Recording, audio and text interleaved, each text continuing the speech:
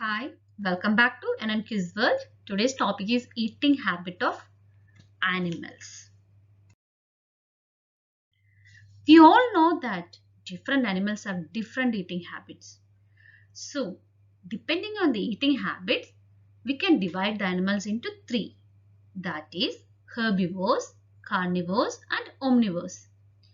Herbivores are the animals that eat only the plants, fruits and vegetables. For example, cow, buffalo, horse, goat and sheep. Carnivores are the animals that will eat the flesh of other animals. Example, lion, tiger and leopard. Omnivores means it will eat both plants and animals. For example, crow, bear, ostrich and human beings. Before discussing the eating habit of animals, we will go through the different teeth arrangement in an animals. In this picture, we can see different types of teeth, but the arrangement will be same for all animals. First will be in the front, it is incisors. Next comes the canines. This sharp one is the canines. Next comes premolars, then molars. So first incisors, then canines, then premolars and molars. But some animals have front teeth will be sharp. Some others will have canine teeth will be sharp.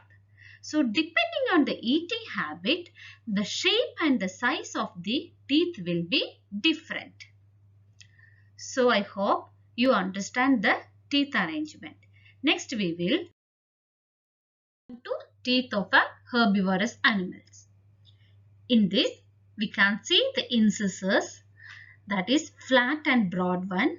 Next comes there is a gap. Mostly in the herbivorous animal, canines will not be present. Sometimes it is present, but it is like same as that of incisors only. So mostly in the animals, herbivorous animals, there will be a gap between incisors and the premolars and molars. Canines are absent in this. Then comes molars and premolars, that is strong and broad one. This is used for mainly for chewing and grinding.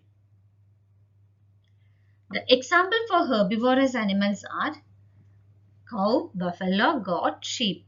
They will eat mainly fruits and vegetables. So, I hope now you understand the teeth of the herbivore. That is the front teeth, that is incisors, that is used to chop the grass or vegetables or plants, and it is flat and broad one. And then comes, sometimes there will be canines, mostly it is absent in the herbivorous animal. Then comes the premolars and molars. This is used for chewing and grinding. Next we will move on to the teeth of the carnivorous. For the carnivorous animals, it has to tear the flesh of other animals. So it has sharp pointed teeth. It has sharp incisors and also pointed canine teeth. Then the molars and premolars. This is for chewing, but these pointed teeth like canine and incisors are used to tear the flesh of other animals. So I hope carnivorous teeth arrangement is now you understood. Next we will move on. Comes the teeth of an omnivorous animals. In this picture, we can see the incisors for cutting and sharp pointed canine teeth. Then comes molars and premolars.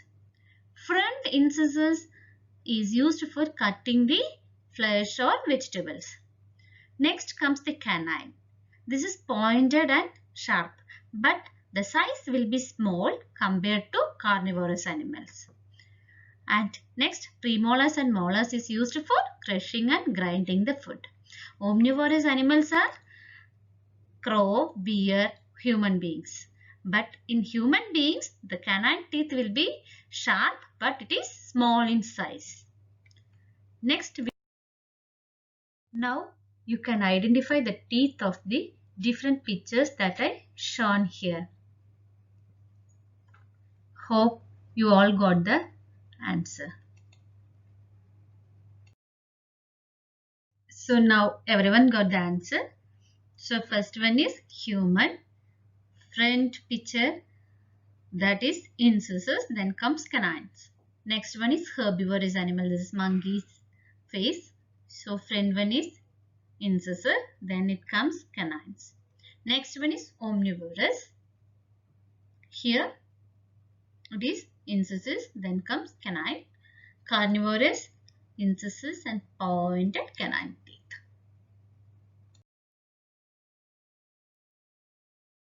Next, move on to birds. Birds do not have teeth. They swallow their food whole. Like that, lizards and snakes also swallow their food in whole.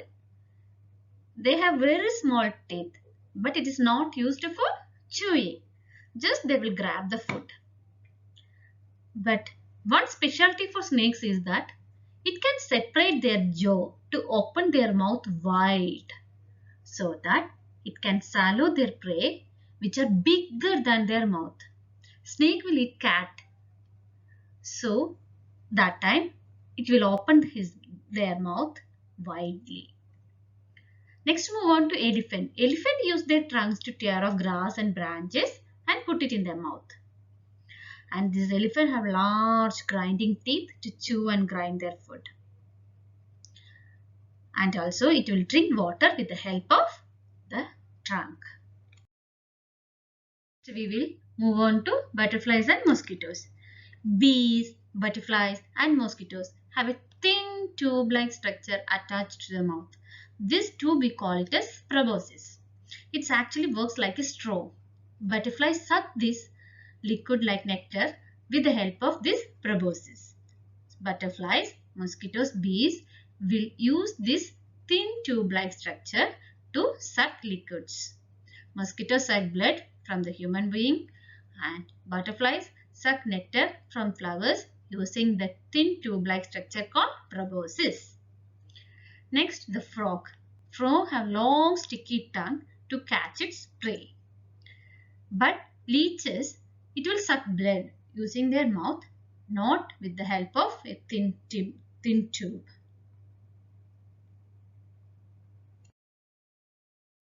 We will move on to food chain. All plants and animals need energy to survive. Plants depend on sunlight to produce their own food, and animals depend on plants and other animals for food. So food chain, it will describe the order in which the living things depend on each other for food. That is, in short, we can explain food chain as the transfer of energy. First, the producer, that is the plants, is eaten by the herbivores. Then these herbivores are eaten by the secondary consumers, that is carnivores.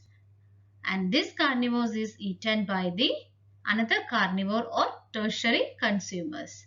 Then comes the decomposers. In this picture, we can see different types of food chain. First, always be a producer, that is plant. Then comes herbivore, then the carnivore. So we can see different food chains, that is 3-linked food chain, 4-linked and 5-linked food chain. We discussed simple food chain. Now we will discuss more about the food chain. First, the producer, that is always a grass or plant or trees that is eaten by a grasshopper or herbivorous animals, that is called as primary consumer. Then comes the secondary consumer, that will be a carnivore or an omnivore. And here it is in the frog. So this is the secondary consumer that is eaten by a tertiary consumer, that is snake. And then comes the final consumer or top predator, that is hawk or vulture.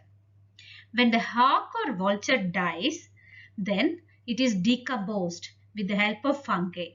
And these nutrients will be again transferred to the soil and a new grass will be formed. So this chain of action will be continuing.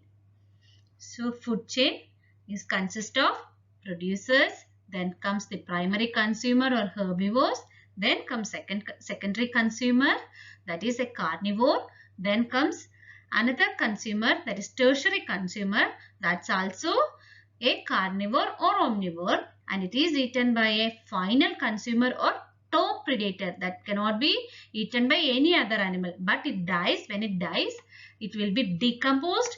Then this fungi or bacteria help to decompose this husk, and this for nutrients will be transferred to the soil, and this soil will be used for to produce new plant.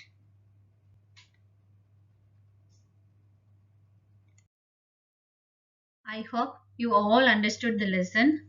So thank you. Please like, share and subscribe to our channel.